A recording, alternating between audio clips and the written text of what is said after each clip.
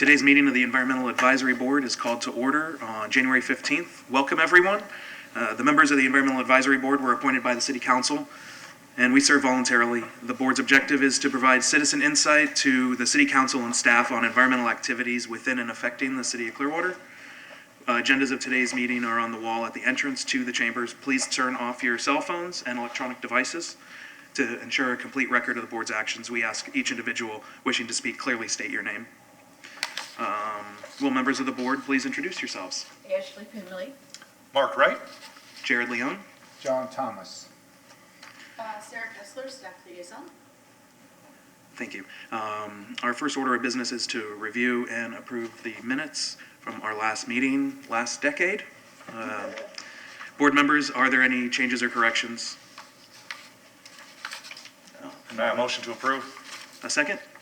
Second. All in favor? Aye. All right. The minutes are approved. We'll move on to citizens to be heard regarding items not on the agenda. Is there anyone here to speak to items not on the agenda? All right. We'll move on then to new business. Let's see. Discuss progress on limiting single-use plastics on special events, or at special events. Chris Cock, Special Events Senior Manager, and Sheridan Boyle. Yeah, Thank you. Thank you guys very much for having me. Chris Cook with the... Oh, sorry, Chris. No Sorry. problem. With the Parks and Recreation Department. I'm the Senior Manager overseeing our athletic events as well as our special events.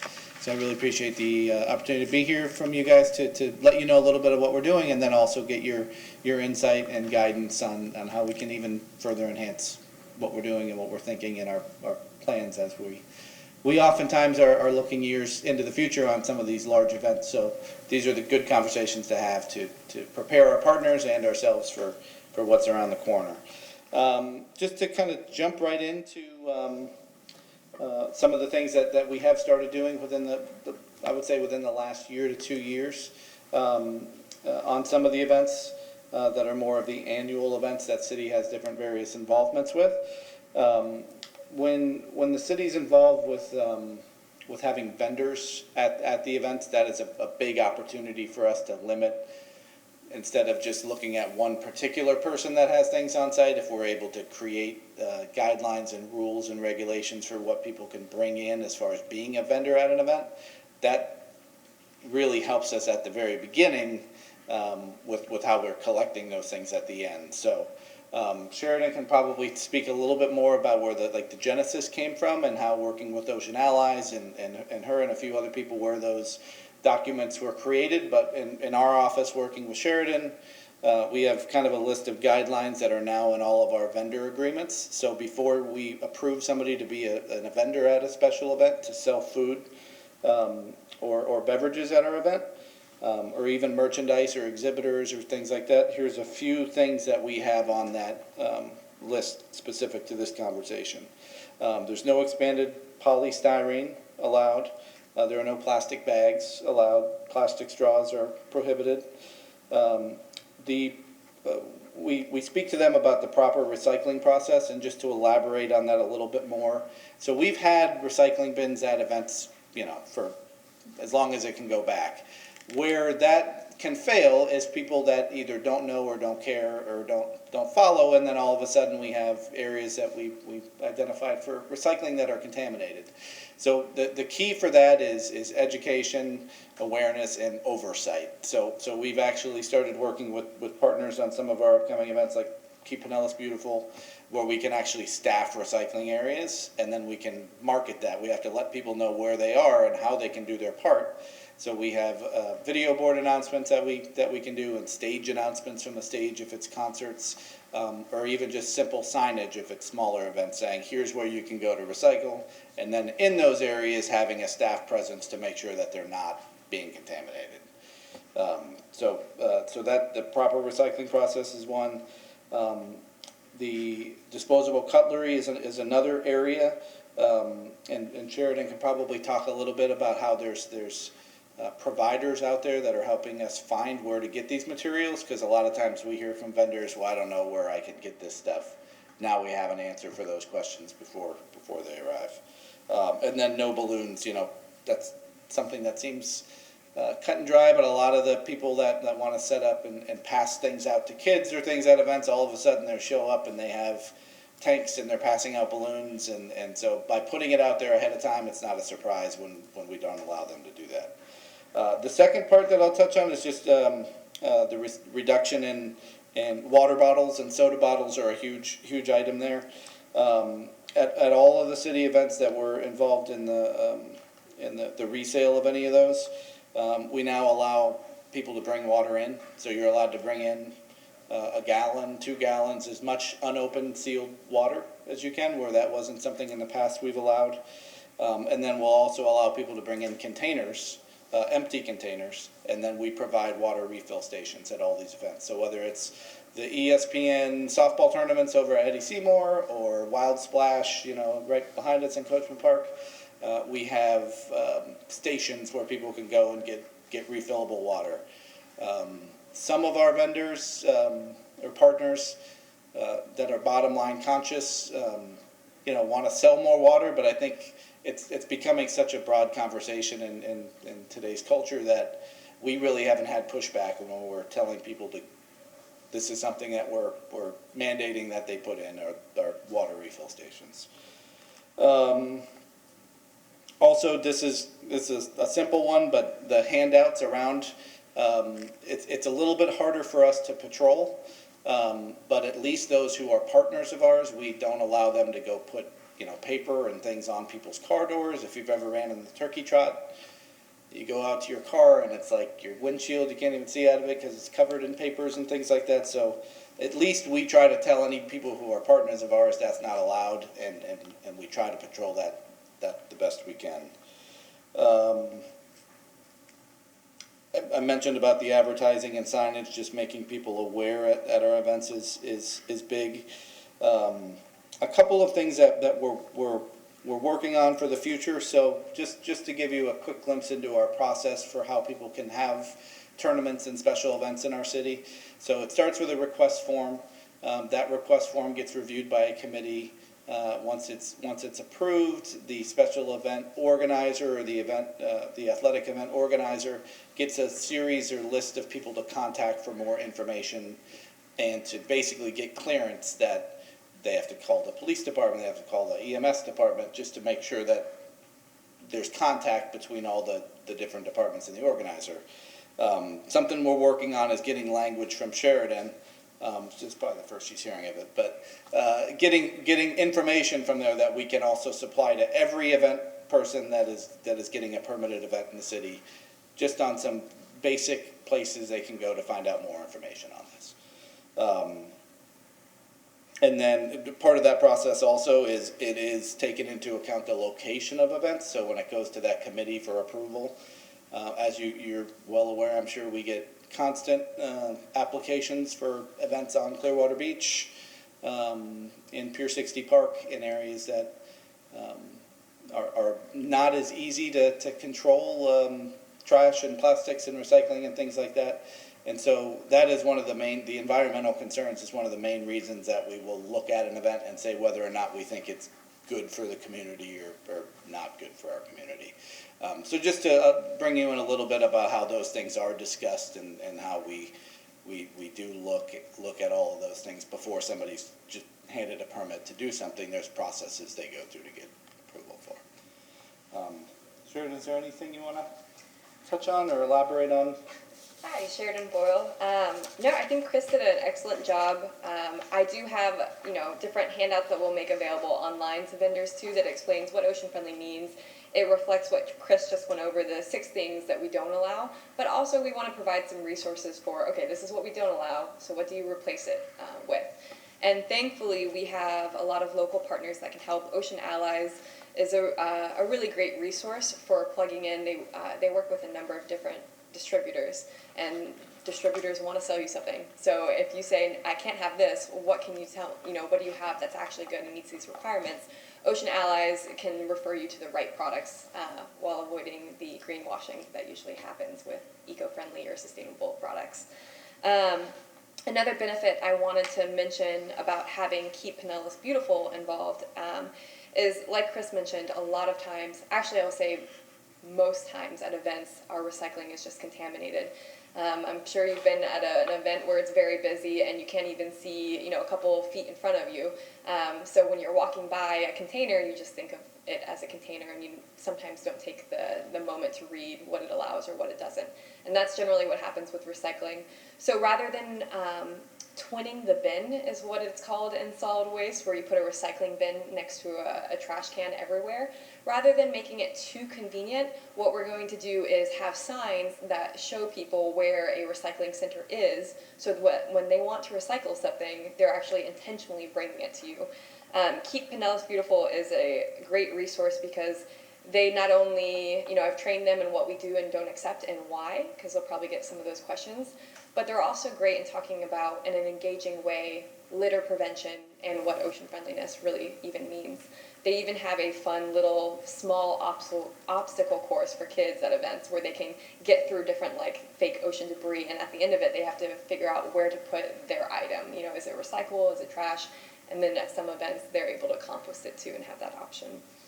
And the last thing I wanted to touch on, and I'm excited to announce, is that this next Neighborhoods Day is going to be a low waste Neighborhoods Day. So we are making information available online to everyone that's hosting a Neighborhoods Day celebration that offers them the reasoning behind why do low waste. We didn't make it zero waste because we wanted not to intimidate people and allow them to know, sometimes we produce trash and not everything can be recycled or composted. So we went with low waste, but they would then take the pledge and we provide a guide, 10 steps to what a low waste Neighborhoods Day event looks like. And we plug them into different truly compostable products that you can break down in your backyard compost and that are available. We have a guide, here are the products that you can find at Walmart, Target, Costco, Sam's Club, Office Depot even, and Amazon, so that it's like stores that they can find, that they don't have to order in bulk from a distributor and get, 5,000. And another great component of that event is that we've partnered with the Pinellas Community Composting Alliance. So any neighborhood celebration that says, yeah, we want to be low waste, they will get a composting service, as well as, I believe, $50 extra in their celebration grants, so that they can apply it to either using, more reusable or compostable goods or for food or things like that. Are there any questions? I actually have a question. You guys don't mind if I go first? Yeah. Just Please. real quick, having filled out several of these special event forms, because I work with disc golf. I'm sure you guys have seen Tampa Bay Disc Sports Club here and there. And one of the things I've always wanted is because it sounds like you guys have the city special events covered pretty well, but some of these smaller events like ours, and I'm sure softball clubs and all these other clubs, I'd like to see more ability to get bins delivered to the events for recycling. I understand the bins probably being there all the time would be too contaminated, but I think if you had a place where I could check to have a bin provided to the event, where you could have a pickup for that one day, that would be really nice. And that's about all I have to add. Can that happen? Would be the question. Yeah, so I mentioned that the checklist that we have for events. I think in some cases, and this is something we'll definitely take a look at, so I appreciate you bringing it up. In some cases, there are things like at disc golf courses or at other city-owned properties that don't necessarily qualify for a special event permit. But perhaps there is a way for us to, because with the special event permit, you go through the checklist process where you would have to contact solid waste and they would, recommend things and drop those things off.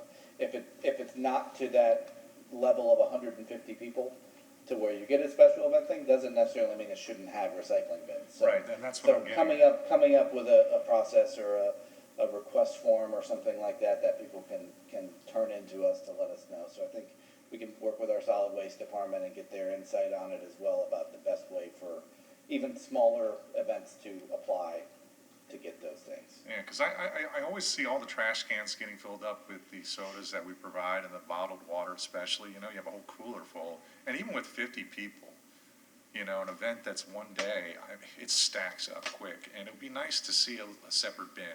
And I don't think it's a little, it's oftentimes, you're right, it's the events that are 150 people and greater are the ones that get the attention on this, but there's a lot of small events where that would be really handy. No, that's good, thank you. Anybody else? Go ahead, I'm done. If I wanted to get information on the types of products that are available, you mentioned Ocean Allies, would that list of materials and where we could get those be available on their website, or do you have information on that you could share? Yeah, so I think they don't have a specific, like, here's where you can go to get all of these things. They work heavily with Auburn Supply, and Auburn, if you go to their website, they have a tab that's like, here are all of our ocean-friendly items, and they're in the hundreds. I think the issue is, and it's not necessarily an issue, it's a good thing, it's so vast, you know, and there are a number of products, whether you're a salon, or you're a cafe, or a restaurant, or an event, you know, a company. There's a lot that you can choose from, and there's a lot that's being made now with better material. So either using Ocean Allies or probably Auburn as a reference is a good place to start. But also I'm happy to answer any questions. You know, sometimes it's really hard with the level of greenwashing that's out there. I know someone I talked to looked up the kind of eco-friendly balloons, and they found biodegradable balloons. They were just green latex balloons. So that's why I always caution anyone, if it's not like BPI certified, compostable, or paper without a liner of plastic, to do your research. Yeah, there's some neat new things out there. I'll share one. I was at the Outback Bowl, and we saw all these stars going up, and we said, look at the size of these balloons. Well, one of them came down by us. It wasn't a balloon. It was foam that just broke apart, and it was like bubbles. But they were, you know, up 500 feet in the air, and, you know. I've not seen that. And that was. It's even a better replacement for the paper lanterns too. Yeah. That I see happening. And it just, you know, disintegrated. That was pretty neat. That is interesting. But everybody thought it was balloons. That's what until somebody grabbed one. Disappeared. Any other questions? Or? No questions, but that's helpful to me. I will be running a number of events at the Florida Botanical Gardens over this next year for our 20th anniversary. And Oh yeah, they'd be happy to help oh too. yes. They sometimes you might have to get them to stop talking about the different items, but either Jana Wiggins or Sherry Hellman, they both are kind of Yeah. chomping at the bit to talk about the products. Okay, thank you. Yeah, and as I had mentioned on our events where we bring in the vendors, we do supply that links and things that they can go to find where those products are. So we're not just saying you can't use this, we're saying here's where you can go to use something that is better. Thank you, Chris and Sheridan. I think this is a watershed moment, pun intended, for the city. I'm curious, I do have a few questions. I hope you guys can help me with the answers. The events that have been ocean-friendly or have reduced or hit a number of, maybe not all 6 of the targets, but a handful of them, have we had any of those events yet in the city? And when, and which ones are they? Or I know the Clearwater Beach food. oh, that's a good one. Taste Fest, sorry. I just called it Food Fight. Taste Fest, that would be a good event. Yeah, so that was the chamber partnered with Ocean Allies, and it was incredible. There was a certified zero waste event by Suncoast Compost, and they diverted 96% of their waste away from the waste to energy facility in landfill. A lot of that was composted because Suncoast Compost was hired for their services. So they had an educator at every booth, and you had an option between garbage, recycling, or compostable. And so they would guide people who were wanting to dispose of something. But Suncoast Compost even worked with the vendors prior to make sure that, you know, the items that they were going to be giving out was something that they could process.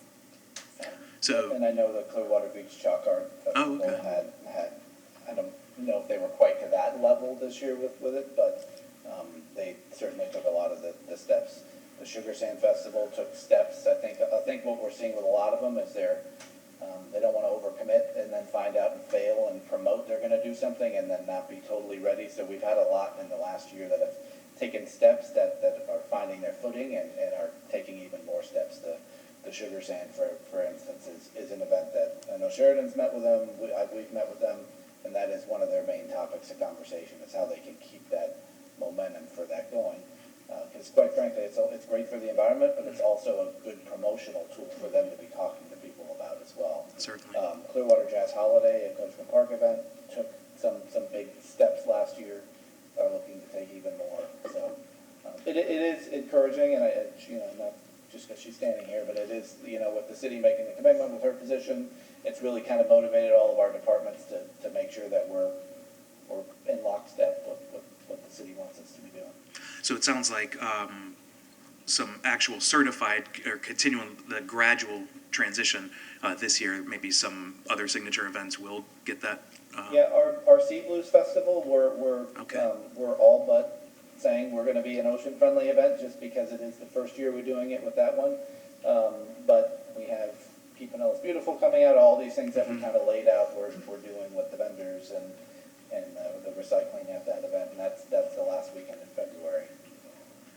So we're excited about that one coming up. Yeah, I think that's a good opportunity to showcase a lot of the transition and the change. I'm curious though about the recycling and the recycling center. Do we know how that would look? Is it just a bunch of recycling bins and we single stream them, or is each recycling bin going to be devoted to a different item so people can kind of categorize what is accepted? So it's going to be single stream because the truck that processes it is going to have single stream in it. So it wouldn't necessarily make sense to separate by item, especially since people are not going to be doing that at home.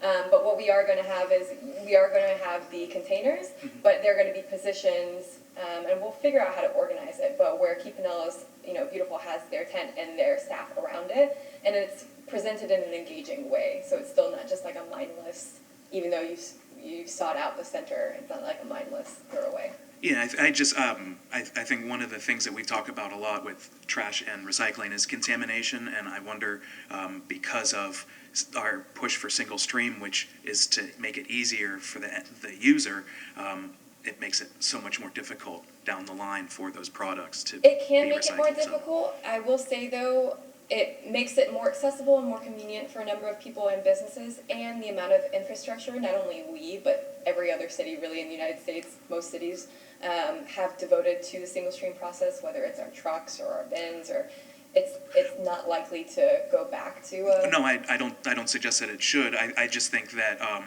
the ease of it has made it more difficult because people see that as just another trash bin. Oh, yeah, Like it's you too said, that's why the education component is there. But that's why, again, I suggest, it's all going into the same place, but if people can get into the mind, like, what is it, the 5 items or whatever, and just say there's 5 bins, and you have to figure out which ones go where or whatever. And yeah, you're going to put them all in the same place eventually, but if you can just, I guess, get it more. start to categorize in your mind. Yeah, that this is accepted, this isn't, Yeah. and whether they're all being collected or not, it's, when you get home, you're gonna put it all in the same place, but then you'll maybe know, oh yeah, that's a pizza box, I shouldn't be doing that, so.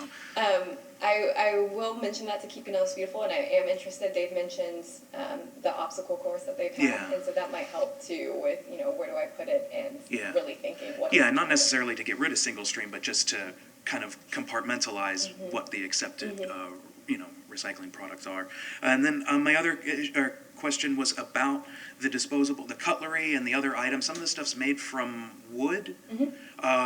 Trees aren't cut down to. No, most of it is made from either bamboo or actually palm leaves that have fallen. They're not palms that are cut. They're palm leaves that have just fallen, and then they can, they're pretty durable, and they can make them into the utensils. And they're easily replenishable as well. Yeah, they're not, when you buy the reusable utensils that are like bamboo, they're pretty sturdy and thick. These are more ones that you break apart from one another, and they're very thin paper. It's enough to get the job done, but not enough that's going to serve you, 10 times over. Okay. And you had mentioned, Chris, plastics were harder to control at events on the beach. Is that because plastics are still being allowed, or is there a no plastic bottle at all? You mentioned having to have water filling stations, but are sodas still being sold, or is that something that's going to be gradually phased out, or is that no longer? I don't know if I can speak to the phasing out part of that, but I can tell you from a controlling it perspective, it is offering the water stations just allows in people's mind if I can go get it here for free, then I might buy less, so we're trying to control it that way. And then I think with some of the beach events that we do, we know that just because something's in Pier 60 Park, somebody may be there and then taking whatever they're getting in that park out onto the beach. So we're just trying to be mindful to know that when I say harder to control, for us, it's they may not dispose of what they buy at the event in the location they bought it, like they would at Coachman Park or another. The place. boundaries are a little less, They yeah. could take it out onto the beach, and so we just try to be a little more sensitive on the product offerings we allow on the beach. Okay, very well. And then the only other question I think is, with the resources for Neighborhoods Day, is there a limited number to the grants for or is it going to be met, like if all 20-something neighborhoods sought out these grants, would they be available for all neighborhoods? Yeah, I'm not familiar if there is a limit. I have not heard of one, but there will be a link on the neighborhood services page, I think within the end of this week, by the end of this week, that kind of spells out everything. I've overlooked it and I have not seen a limit, but I can ask Juliana Green. And I think we have like 34, last year had 34 neighborhood groups. Yeah, so. okay. Yeah, so, That's great. and probably only growing this year. But we're excited. I think this is one of the kind of first opportunities some of these groups, who might not be going to certain events or plugged into certain organizations have for what low waste is. Yeah, I think that's a great educational opportunity for the residents. So thank you again for joining us. I don't have any other questions if anyone else has anything else to.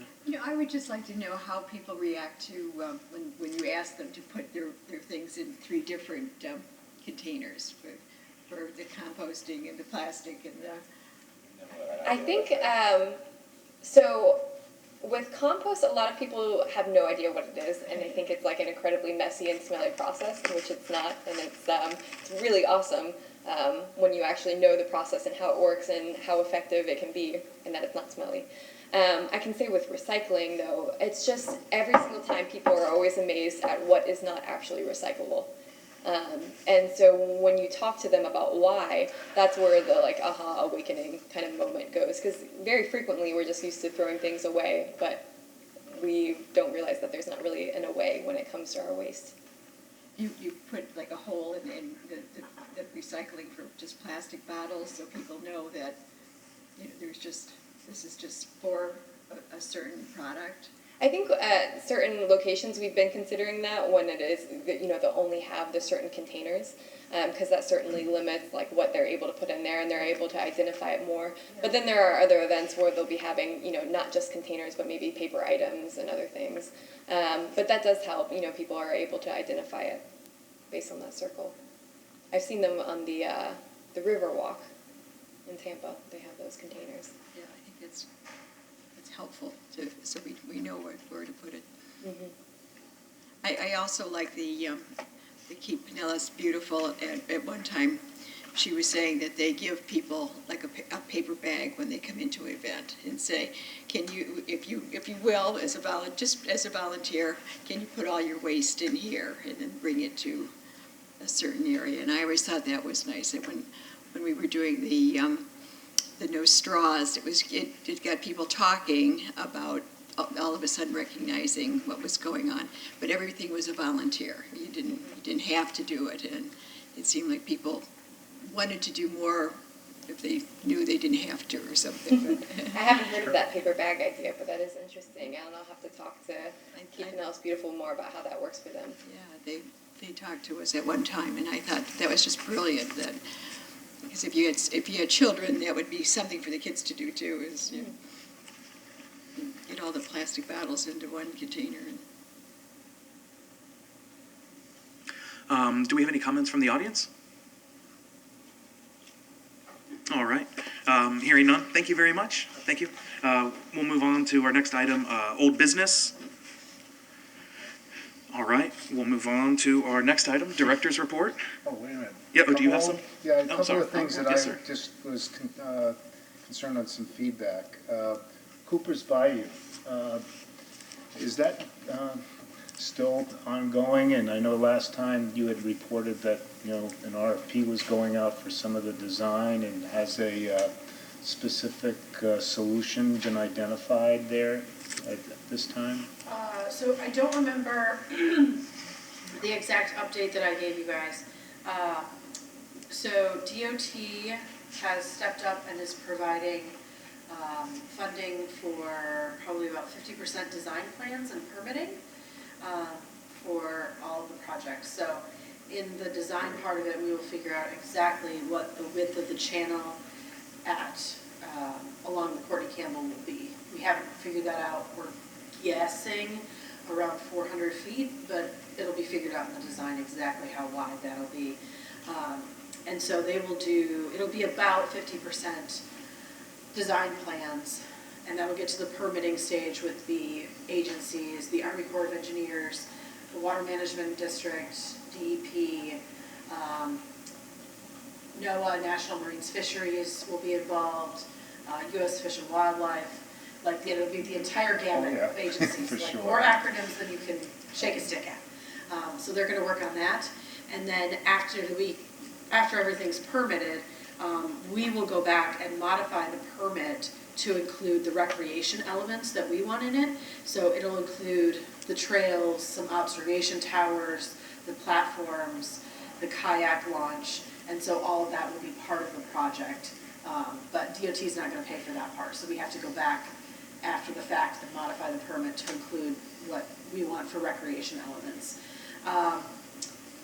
So we are not working on an RFP for it right now because DOT is doing their business.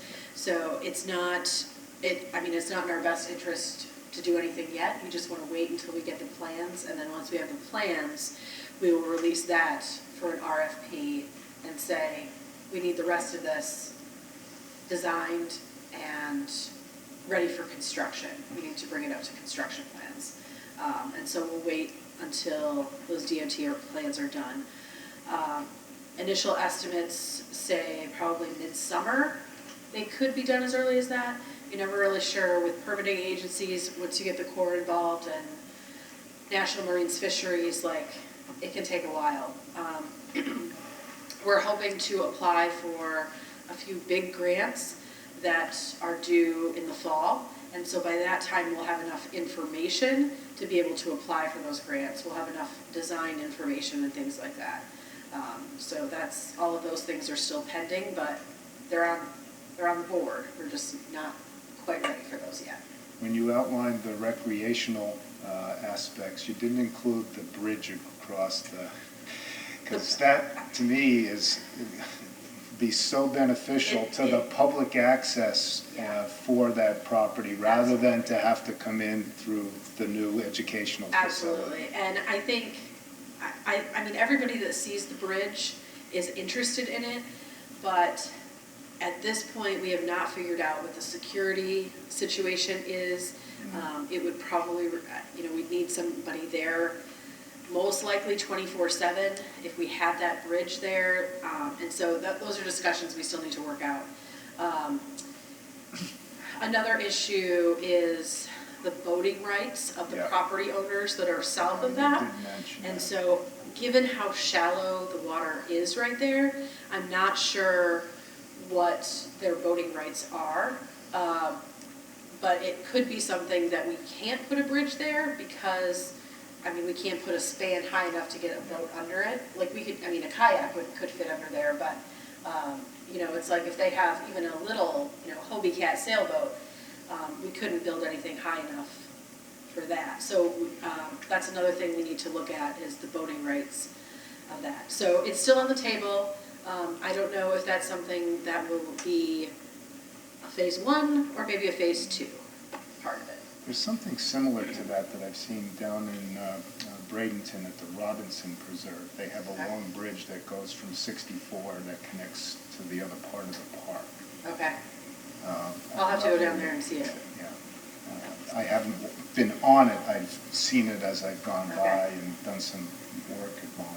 All right. I will check that out to see if that. Probably a Google Earth search first. Bridge is. Yeah.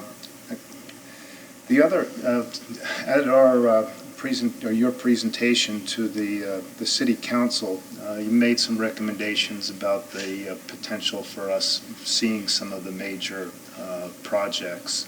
at a certain stage in the design. Have we received any feedback from the council or city staff, whether, that might be a possibility? Yeah, I was gonna bring that up at the board members to be heard, but I guess we Okay. can. Yeah, we can address it now. Nothing official has been sent back. The city manager really wanted to wait until we had a new council in place before making decisions and changes like that. But I think, so that'll happen in March. And so I think maybe April, like Sheridan and Roger and I can talk about some, like kind of what a program would be and can present that information to you in April. Kind of, Great. All right. kind of So what it's it being would look like. evaluated and under consideration? Yeah, yep. All right. And one other, we had a presentation some time ago about the Stormwater and Wetlands creation project out behind the Long Center. I don't know if that's properly characterized as the, but I went out and visited that, and it looks fabulous from a wetland standpoint. They did a wonderful job. The only recommendation I would have is there's a lot of turtles in there. And you go across the bridge that's in there, you can see them swimming around. And turtles love places to bask. And wetlands that I've created in my career, I always like to put stones or some areas that the turtles can crawl up out and bask in the sun, not on the edge of the pond, because the edge of the wetland or the pond is, they're more vulnerable there, but they like the things in the middle of the wetland system. So I didn't know if that's something that, I should contact someone and share some of those thoughts, or if that's something that you can pass along for us. I can pass that on. I can see what. I was called a reptile basking habitat. I'll label it as that, reptile basking habitat. Well, that's a good thought, I have to say. Really, I go by there all the time. I hate the bridge because I thought it was a waste of money, but I do like your idea. Maybe we replace the bridge with No, stones. the bridge is great for observation. There's all kinds of ducks, and, I'm sure there'll be 6 some inches of fish water. in there and the turtles. And, I spent some time up there. So, thank you. All right. We'll move on then. Director report. So last week, I went to the Tampa Regional Planning Council's Leadership Resiliency Summit. I don't know if you guys saw the news about it, but all three mayors were there. They made a great discussion. It was a really, really good summit. We had many elected officials there, decision makers, the people who do the work, and some industry leaders. So it made for great across the board information discussion. Our mayor was the talk of the summit with his pizza box thing. He asked everyone who recycles pizza boxes, and a number of people raised their hands, and he said, "Don't do it." And so that definitely stuck with everyone, that nobody will be putting pizza boxes in the recycling bins any longer. So that was very successful little recycling training there. The summit really put everyone on the same page with a number of resiliency issues. I actually sat next to the mayor of St. Pete Beach at one of our roundtable discussions, and they are doing installation of some cool pavement, and it's a sealant that they're putting on Corey Avenue, and they'll be putting it in a couple other places, but they're first going to do Corey Avenue. So I'm going to kind of pay attention to that project. They're using it for a heat island effect, so when they have their festivals and things like that on Corey Avenue, the pavement will just hold less heat, and it will just be cooler. I think the number he told me was right around like 85 degrees is what the pavement would be. So I don't know if that's industry standard or what it is, but that sounded really interesting. I've talked to our parking manager, and he is interested in it, and so we'll see kind of what comes out of their process down in St. Pete Beach, and that might be something that we can try out on one of our beach parking lots, and then maybe extend that if it works out. So Where'd you say that was? Corey Avenue? Corey Avenue on St. Pete Beach. Yeah, they have great little festivals down there. You should check them out. And so then on the second day, we had the second half of the second day, there was a number of roundtable discussions, and each, well, there was probably, I don't know, maybe 8 or 10 different topics, and each table had a different topic. And so it was like infrastructure, transportation, water, coastlines. And so we just sort of talked about what the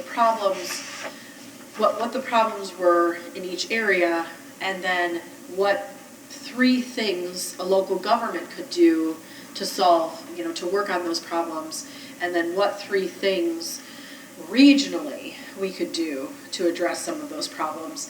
And it was neat because the answers went up on a wall, and then we just used stickers to put kind of our favorite answers on things. And so, just because you weren't at a transportation table didn't mean you couldn't vote for what the transportation people selected. So I would just be on the lookout for what comes out of that. They're going to put all their little dotted study that we did, dotted discussion groups. They're going to make a report out of it, and so distribute it to the public so we can learn a little bit more about kind of where we want to focus, where we want to kind of move towards regionally. So that was. It was Can really you helpful. can you proliferate that to us when that is available? Absolutely, yep, absolutely. I don't think it'll be until probably mid-February at least, but as soon as I get it, I'll pass it on, for sure. Yep. Okay, so then, other than the project review stuff that I talked about, is there anything else that you are interested in discussing at a future meeting? I always have something. I know. And I was telling these guys before we started this meeting today about how I had gone for a walk around my neighborhood and noticed a vast amount of trash around the perimeter fence of the elementary school there. I think it's Oak Hill Elementary there. That's off of Odin, Odin and Highland there. I'm trying to remember it. Sandhill? I don't know why I'm blanking on it right now. I thought I'd have no trouble remembering it. But besides the point, it's not only this elementary school, but several other schools that have a perimeter fence. Kids waiting for their ride, they're getting the bus, they're just walking around during the school, and the wind maybe catches on the fence. And it got me thinking, what can we do to help clean up this trash? So I started making some phone calls. And I called the Clearwater Aquarium, and I kind of talked to them about whether or not they'd be interested in a trash cleanup program where we had maybe a sponsor or a chaperone that would have a group clean up trash, sign up a sheet, turn in the sheet, and use that as a way to get tickets into the aquarium. And they were certainly interested in it. And I thought before I called everybody, I'd kind of bring this up because it would take somebody like maybe Sharon to coordinate all this. So I'd put that on you. But or some of the other volunteer coordinators could probably help this. And I just wanted to know if it was even a possibility to start a program like this where you could get a lot of the city subsidized places in. You've got Ruth Eckerd Hall, which I'm certain if I called them, I could get somebody on board. There's Spectrum Fields. I guarantee you they would let people go to spring training events based on this trash cleanup. There's the Capitol Theater. And each venue would be geared towards, maybe a baseball team would be more interested in going to Spectrum Fields. Maybe a drama club would be more interested in going to Capitol Theater, and so on down the line. Younger kids would probably like the Marine Aquarium. So before I call all these people and raise a fuss and all that, I just wanted to make sure that it's something that I could get the sustainability coordinator or maybe Heather Parsons on board to manage this, or if it's even something that is manageable, and how often I could do it. I talked to the lady at Marine Aquarium, and we thought twice a year would be a good thing, and have open dates. Of course, there would be blackout dates for free tickets. But is that something that we could possibly do? Do you see that as something we could discuss in the next meeting? So I don't think it needs to be discussed because I think it can be moved forward. Like, I don't think this is a discussion item. So we have our volunteer coordinator, Felicia, she spoke, last year, when Yeah, was it, like- April, maybe? yeah. I can't remember. But this is something that she could easily, like, talk to you, get plugged in and figure this out. Like, this is nothing that we need a presentation on, like, this is Okay, something we great. can just move forward with. So I will email you Felicia's information, and then you can let her know what information you've gathered, and she can move forward with that information and set something up. All right, well, great, then I'll start making more phone calls. And report back to us on Yeah, how that absolutely, I would like to progresses. report back on my progress on that. I don't think Felicia's with the city anymore. So that position is open. So do you want to be the city's volunteer coordinator? Because it sounds I will say, real quickly, the city is considering a more extensive partnership with Keep Pinellas Beautiful, and they can absolutely organize those events, and they have extensive volunteers already to begin with.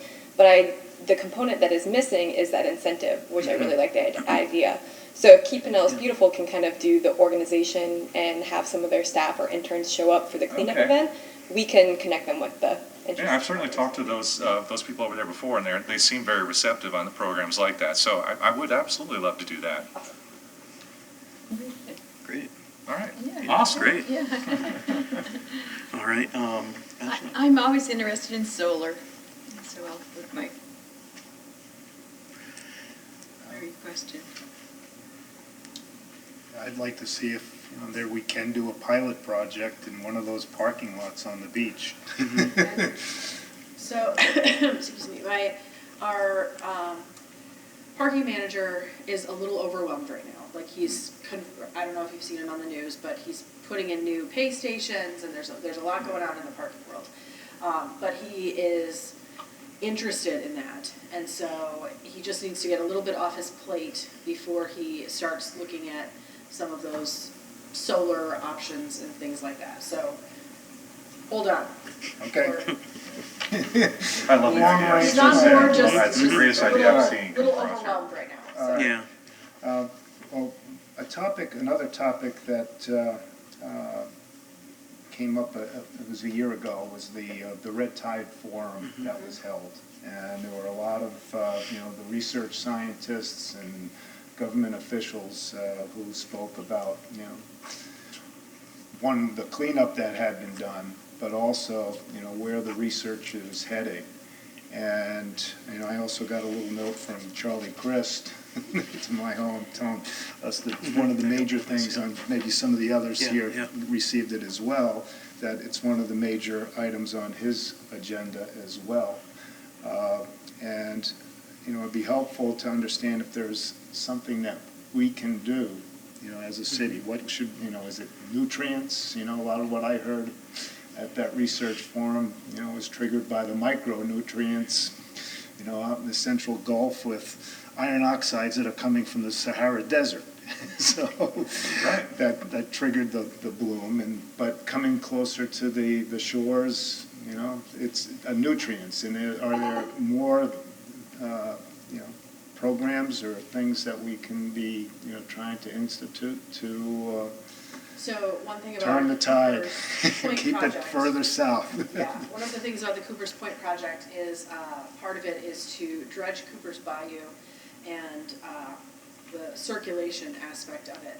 There is a colony, not sure what you call it, of pyridinium, which is a red tide that is dormant very close to that. And so with that circulation, it will certainly help the red tide in the upper Tampa Bay area. And so that's something, like when we apply for funding for this project, that's certainly something that's going to be on that application, saying that this is going to improve water quality in Old Tampa Bay. And so that's certainly going to help that. Also, I'm going to a meeting which is going to be rescheduled, so I don't know when it is, but it's going to talk about water quality in Old Tampa Bay. And so it's Oldsmar, Tampa, Clearwater, Pinellas County, Hillsborough County, and we're going to talk about some other things, like things that we're currently doing, things that we can do to improve Old Tampa Bay. And so that doesn't really help the sands off the coast of Africa part of it. No. But, you know, that's, like, the Old Tampa Bay is the easy stuff for us to impact. And so looking at what we can continue to do as far as runoff and different circulation things in Old Tampa Bay, we are meeting about that and hopefully going to come up with some additional things that we can do. Would a presentation to us from the Tampa Bay Estuary Program potentially be something that we could I don't arrange? know, but I could ask about that. Yeah, that'd be great. Yeah, especially I had seen some red tide bloom south of us already. Right. So Yeah, we were fortunate yeah, this season. yeah.